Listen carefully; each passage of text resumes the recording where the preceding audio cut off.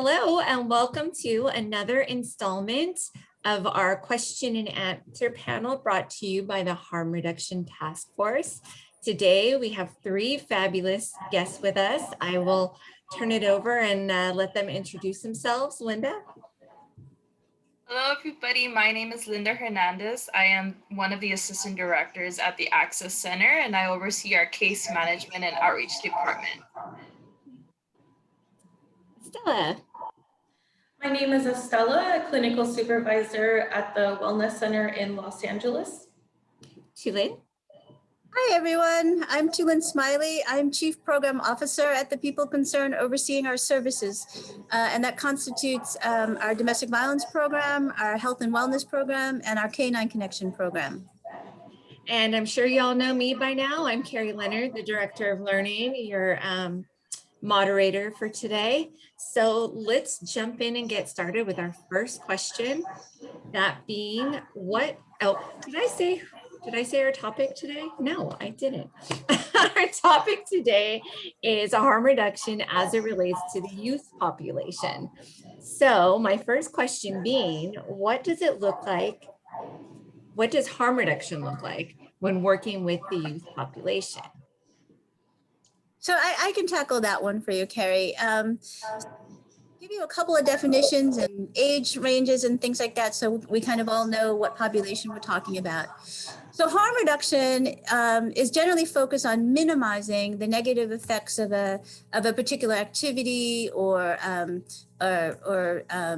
program. So it could be substance use or sexual activity or any kind of risky behavior. Could be riding a motorcycle or skateboarding or anything that could cause harm to somebody. But the whole point of harm reduction is about reducing or minimizing the negative effects of that particular activity or behavior without mandating pure abstinence of doing that activity or behavior. So when we're talking about harm reduction for young folks, we first need to know a couple of things, like what are we talking about here? So we're talking usually young folks are between what we consider adolescent years. That's between usually around 12 and at its height about 25, 26 is when a person is considered a mature adult. Those translate to this as transitional age youth. So the definitions will sometimes be interchangeable. The period that we're talking about is characterized by a lot of physiological body. So a young person is going to experience and notice an increase in body hair. They're going to notice that growth spurts. They're going to notice they're moving towards sexual maturity. So their sexual organs may be developing. Girls will notice that their breasts are developing, things like that. Also, the brain structure is still kind of growing and developing during this period. And so the prefrontal cortex, which helps us to make decisions and respond to situations in a rational manner. That part of our brain, when we're adolescents or young folks, it's still developing. And so it's still changing and growing until we reach our adult years, which is, as I said, around 24, 25, 26. The adolescent brain or the youth brain is really relying more on the amygdala, or the part of the brain that controls our emotional response. So that's things that, controls our instinct and intuition and sometimes flexibility, but a lot of it is based on the emotional response and not the rational response.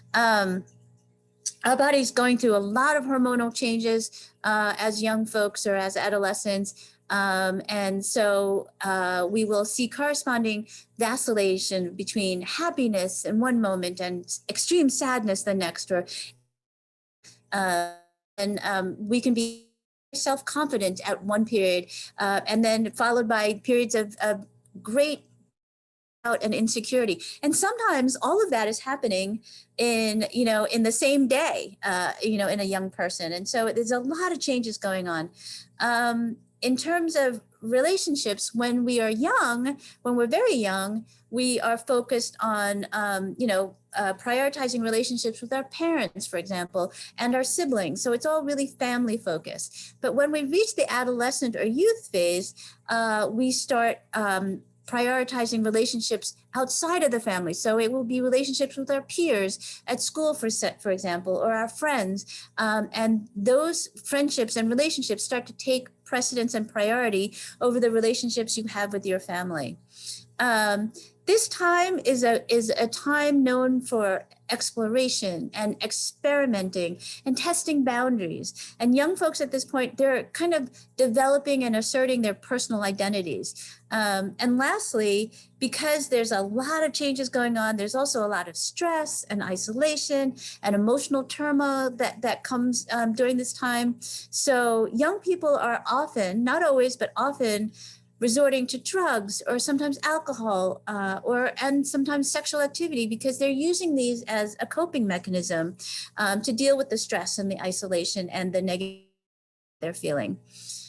So when we're talking about relationships with, the relationship with peers and friends taking priority, young people and adolescents and teenagers will come to peer pressure and will look to their peers and their friends for guidance and advice. And so this is why when we're practicing harm reduction, you really can't say to a young person, stop smoking pot, or, I want you to stop having sex. Asking somebody to abstain at this point in their life is really unrealistic, and it's very difficult for them to do because they're relying on their friendships with their peers who are all doing the same thing. And the peer pressure is really, really strong at this point.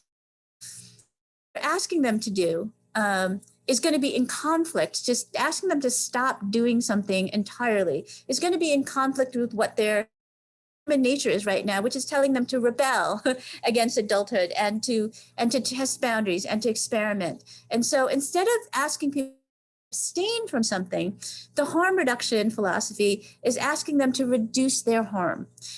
So at this point, we're talking about how can they be safer in what they're doing, whatever risky behavior it is, how can they be safer and minimize the harm? So for example, if a young person is smoking a lot of pot, you might encourage them to say, can you think about maybe smoking pot one less day a week? One fewer time a week. And when they do that, if they say, I was going to go out and smoke pot with my friends on Friday, but I didn't, we need to acknowledge that and we need to celebrate that, encourage them to continue doing that. And then maybe say, okay, next week, how about you refrain from smoking twice a week instead of once? And then we again encourage and acknowledge that.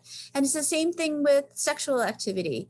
If they are engaging in sex, we need to make sure that they're engaging in protected sex and safe sex. So we might encourage them to use a condom the next time they have sex. Because again, asking a teenager, a young adult to abstain from sex is really kind of asking them to, fight against what their human nature is telling them to do. So instead, we're going to say, how about next time you think about having sex, how about using a condom? Or how about let's talk about the young woman going on birth control so that we can mitigate the potential damaging effects of sex, which could be pregnancy or a sexual disease. So when we talk about harm reduction to a young person, again, we're not looking at getting them to quit or abstain from a particular activity, but we're looking at what can we get them to do to help protect them, keep themselves safe, even as they continue to engage in that activity. And so that, I hope, is the definition of harm for young folks, for adolescents, for teenagers, for transitional age youth. And I hope that starts us off in our conversation. Thank you so much for that, TuLynn. That was so insightful.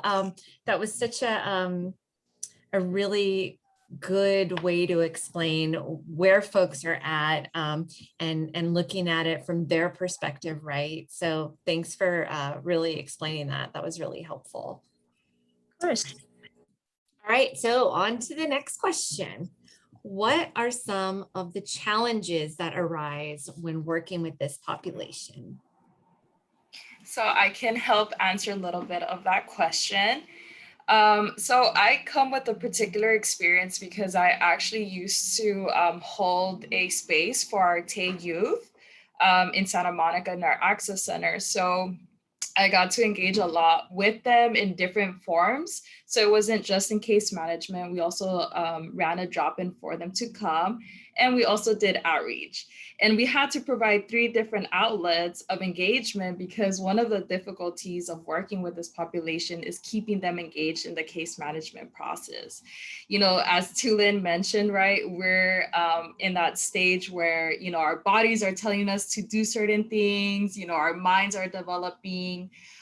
We're slowly, you know, moving away from that structure that's been provided to us. And so some folks weren't necessarily ready or willing to move forward and really be an active participant in the case management process. So even though we got them into the drop-in, maybe they wouldn't get connected to case management, or maybe we saw them out a lot in our outreach in Venice, but they wouldn't come in. So one of the things that we did was definitely make sure that we acknowledge when they made you know, the trip out to Santa Monica when they made their appointment, because we're now having to provide, you know, education for them, right? Like, you need to stay engaged because you need to work on your housing. So the engagement and the solution to that is to provide multiple outlets of engagement. So the outreach, the drop-in, and the case management. Something that goes along with that is accepting the assistance, right? So different folks have different reasons why, you know, they've entered into homelessness and are currently experiencing that.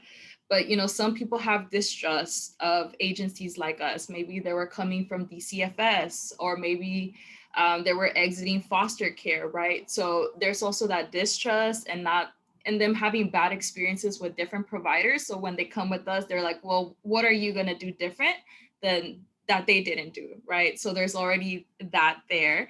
But again, if you continue to show them that you're interested in them, that you care for them, and you show them by acknowledging them when they're successful and meeting with you, then that's going to help out. And slowly but surely, they're going to start working with you. And again, it's at their pace, right? So going back to harm reduction, we're not trying to, you know, abstain anyone from doing anything. We're here just to minimize and to meet them where they currently are at. So if you're saying that you can't come into the office for case management, well, when I go back and outreach to you, I'll bring some of the supplies that you need, right? Maybe your voucher, we're gonna work at it, you know, at the steps that you need to take. Another thing that I found out, especially when folks were making it onto my case management caseload, is that they weren't being, you know, fully transparent about some of the risky behaviors that they were engaging in. So, and with me and my experience at the time that I was assisting them, I was also under the TAG category because I was between the ages of 18 to 25. So there's a lot of things that I was able to connect to, and some of the things that I was experiencing also, right? Maybe rebelling, not wanting to, you know, follow through with the structure of my family and the support and stuff. So, and also not being transparent with my supports about any risky behavior, whether that's, you know, binge watching Netflix, right? So if I could see it that I have challenges with, you know, being expressive to my support system, then of course, somebody that doesn't know me and is also experiencing the trauma of being out on the streets isn't going to be necessarily open. So one of the things that we did during our drop-in, we made sure to always have like condoms out and always, you know, make sure that they're supplied. We definitely talked about different approaches to reducing harm. So minimizing drug use, or, you know, just talking about it if that was something that you were experiencing. And we also talked about other types of, you know, harm that we inflicted on ourselves, right? So maybe that was like cutting, you know. We talked about different approaches of like, if you're having suicidal ideation, or maybe, you know, again, if you're cutting, then what can we do to minimize that harm, right? Because that's your coping mechanism, but it's also harmful. So what can we do about that, right? And again, it's meeting them where they are at, taking it at their pace, and slowly but surely, if you're reinforcing to them that you're here for them, you're here to care and listen, and to, you know, hopefully rectify some of the experience that they've had with social services, then they're going to continue with you along this journey. And another concern that I had with our clients was that they were transient. So our folks are very resilient. They know that there's different areas within California and throughout the country that they could go and access different services. So we had a lot of people who, went MIA, who went missing, right? Or who, maybe started with us, but then left us. One thing that I observed, and it goes back to what TuLynn was saying about peer pressure, is that when our folks are out on the streets, they're also, observing other folks who've been on the streets for a very long time. And they look up to them because they have also been resilient, right? So they're like, if so-and-so can do it, I could also do it. But here's the thing, we don't want you to do it, because every single day that you experience out on the streets is more harm, right? So again, it's that harm reduction. Even though you're resilient, even though you will survive, we don't want you to spend another day out on the street. So just having to, continue having those conversations with them. Me, I would, because people could observe, they could tell, like they would ask me all the time, like, how old are you? I didn't want to share like too much, but I always shared a little bit that would help them understand that I get it. I'm over here trying to reduce my Netflix binge watching as well, because that's not useful for me, right? Or I'm trying to reduce how much I spend because I need that money for rent, right? So there were certain things that we connected with. And again, I was in a privileged position to be in the same age as they were. So I would just go back to a lot of what I was doing and, the conflicts that I had. And then I would, use that to help me provide them services. And I can say that we did have some folks who did get housed, and the program is no longer available here at the Access Center, but those are some of the concerns with working with youth populations, but there's definitely ways to overcome those challenges. Thank you so much, Linda. That was great. Wow. I could listen to you talk about that all day. A lot of great stories and information.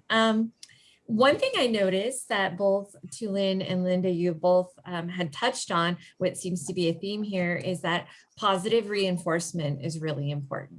So I was kind of picking up on that from both of you. So thank you for that. And on to the next question, unless anyone has anything else to chime in. I actually just wanted to add to what Linda was saying, which I think Linda very captured very well kind of how to work with young folks. And I think that one thing that you said, Linda, that really for me is about the lack of judgment. I mean, the way that we work with folks, we have to be really, really careful to leave our judgment behind, because young people especially are very, very attuned to the genuine person. And if they feel that you're not being genuine with them or sincere with them, or that you're judging them somehow, you've lost them. And the whole thing about building the rapport with the young person is about the trust that you can build with them. But you have to be real, and you can't judge them for where they're at or whatever activity they're engaged in, because they will know that right away.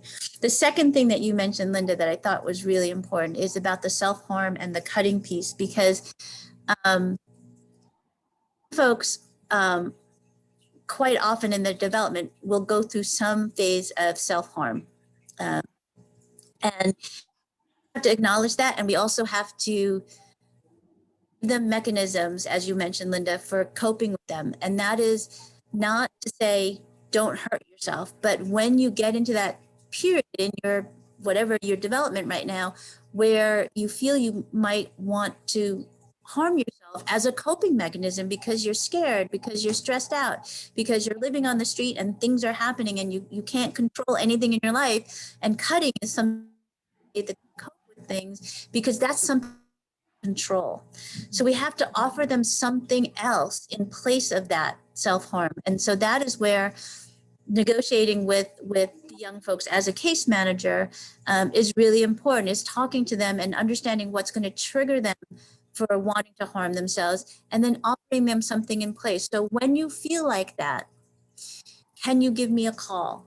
Can we talk about it? Because if we're able to reach out to them and they can trust us when they're feeling that bad, that they want to hurt themselves, this might be the replacement activity, that harmful behavior that they may be willing to engage in. If they trust you the way it sounds like they would trust Linda, is to, make that call instead of harming themselves. And that's really what we're looking at, is developing those strategies that they feel safe doing so that they don't harm themselves. So I really am glad that Linda highlighted that piece, because that is a challenge working with young folks. There's a lot of self-harm going on out there, particularly for folks who are out in the street.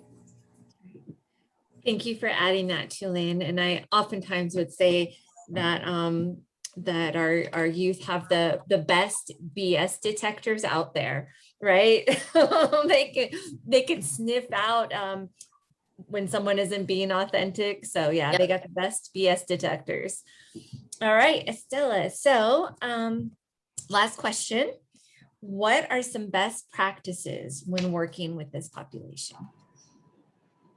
Yeah, I want to definitely build off of some of the things that have already been discussed. I think everyone's done such a great job at giving their experience. But yeah, in terms of best practices with young youth, I think one of the things that I've noticed, at least when working with clients on mental health treatment, is I think it's just the level of engagement will vary from client to client. And it also depends on the referral source, right? If a client is voluntarily coming in versus if this is something that's being mandated by school or by DCFS or something like that, that can definitely change in terms of how long it might take that adolescent to warm up to you. Not to say that we can't form a warm therapeutic alliance with the client, but it sometimes does take some time. And I think it's important for us to be mindful of where that referral came from.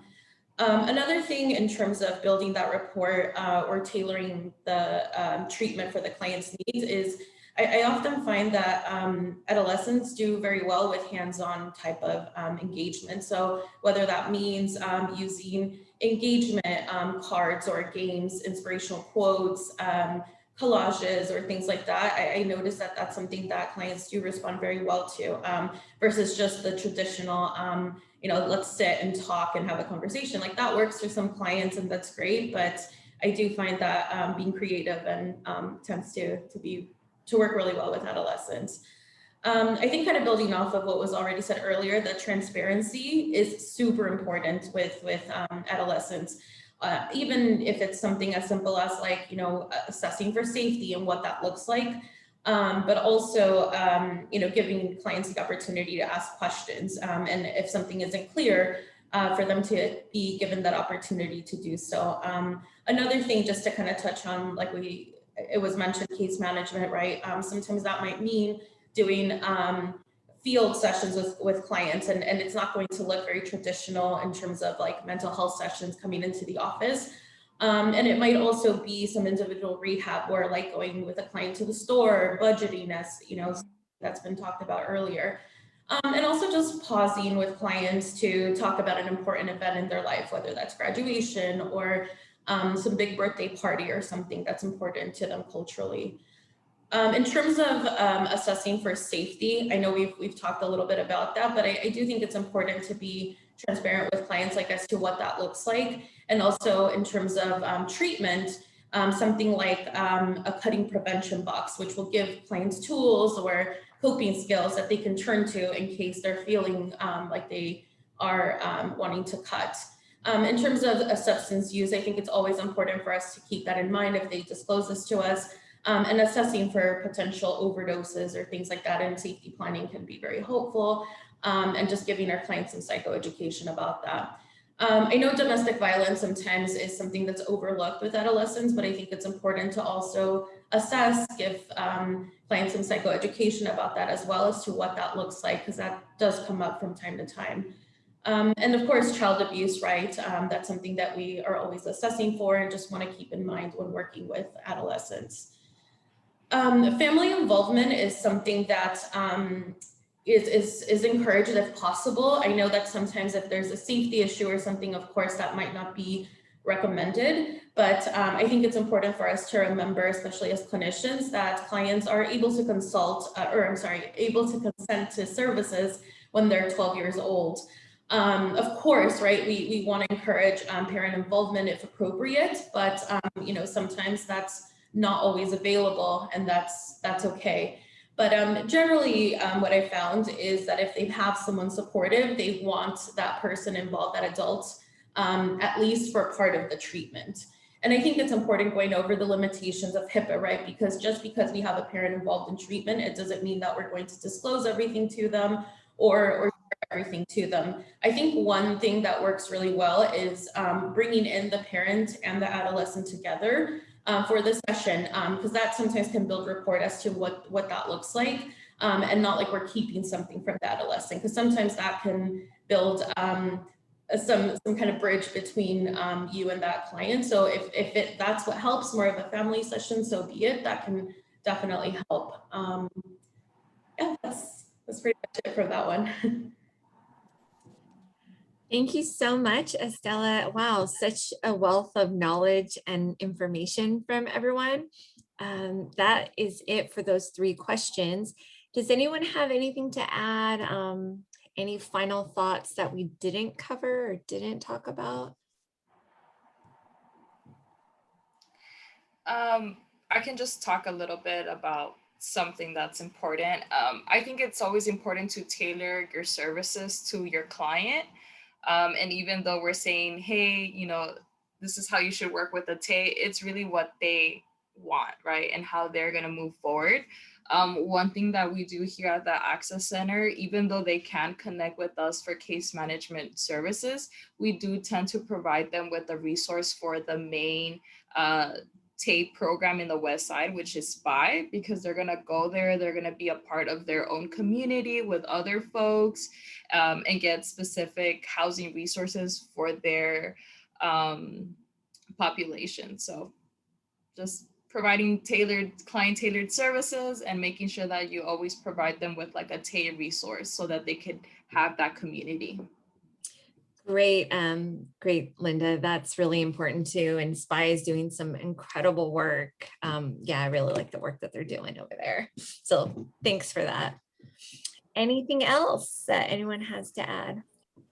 I would just like to add to Estela's really great point about working with young folks and understanding the ones that are in relationships or who may be engaging in sexual activity, to look at the domestic violence aspects of it, because a lot of times the relationships that are formed at this age, particularly with homeless youth, is that they're forming these relationships not just to have a relationship, but out of safety, right? Needs for safety.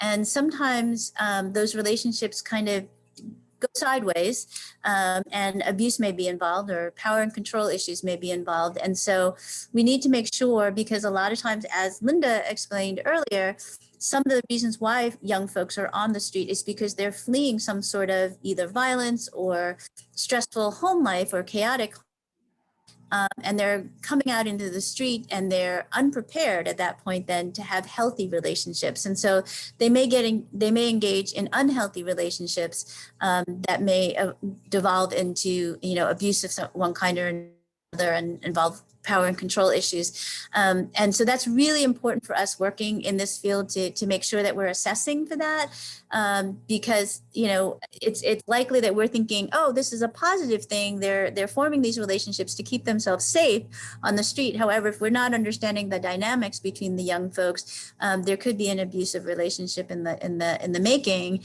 And we want to make sure that we're able to offer resources to the parties on that score. So I think it's really important that Estela raised that issue. Thanks for bringing that up, TuLynn. And I just want to quickly ask, so, say that you're working, I know this isn't one of the 3 questions, just throwing it out there, but say you are working with a youth and you suspect that there is some abuse in the relationship. What are some, obviously you're not going to say, oh, why don't you just leave, blah, blah, blah. But what are some strategies you might employ if you come across this, you suspect that they're in this kind of relationship? Because I'm overseeing Sojourn right now, I think I can answer that question pretty well. First and foremost, you want to make sure that to whichever part of the couple you feel is who's the victim or the survivor, you need to get them in a separate space, because they're never going to be able to be honest with you about abuse that's occurring if the partner is there. So first and foremost, you want to create a safe environment for that person to be able to share with you what's going on. Secondly, in the same way that we talked about earlier, we're going to make sure that we create a safe environment for them to be able to share this with us. So we're removing judgment from it. We're not saying things like you should leave him or you should leave her because they're hurting you. I mean, that piece of judgment is really going to shut somebody down. So we want to be careful about that. And we want to make sure that we're honest about, what we can help them with. And we're going to do some education at that moment to say, I get that you feel like you're in this really great space, in this great relationship, but no one deserves to be hurt in their relationship, whether it's emotionally, psychologically, verbally, or physically. And so if that's going on in your relationship, let's talk about it. Let's talk about what we can do to keep you safe. Again, telling them they need to leave an abusive relationship is really unrealistic, given that all these other things are going on. They may be doing it for safety. They may be doing it because they love the person, all of those kind of things. So we have to take that into account. We can encourage them to call service organizations like the People Concerned, like our Sojourn program. We have a 24-hour hotline that they can call and speak to somebody and themselves through emotionally what they're experiencing with a trained advocate who can then give them next steps, whether or not they want to decide to split from that individual who's harming them or not, or they want to go to a support group, or they want to, if they wanted to leave and they wanted to come into shelter, we could take that into account. So there are lots of organizations out there doing the same work as Sojourn. We happen to be one of the premier in the county doing it, and certainly in the state doing it. But there are 24-hour locations that can speak to somebody who is experiencing any kind of abuse in their relationship. And same thing for young folks, particularly young folks who are on the street. We want to offer them support, comfort. We want to believe them, validate their feelings. But again, we want to focus on the trauma care piece and the individualized care piece, which is we're going to look to see what it is that the young person wants to do.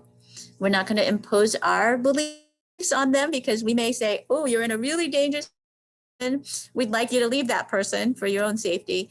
But we really can't do that because that is just going to shut the person down if that's not what they want to do. So we need to take that into account and figure out how to help them in the way that they want to be helped. Wow, TuLynn, that was so helpful. That was just very good, practical information. So thank you for sharing that. Well, I think that wraps up our time here, unless anyone has anything else they want to add. Anything going once, going twice? But I do want to give the hotline for a Sojourn in case, because you raised the issue. I just wanted to toss it out. So it's 310-264-6644 is the 24-hour hotline, and anybody can call at any point and they'll speak to a live person. Great, and I'll be sure to put it on the description in our YouTube page. So thank you so much. Thank you for watching and for joining us, and stay tuned as we bring you more question and answer panels, and have a great day.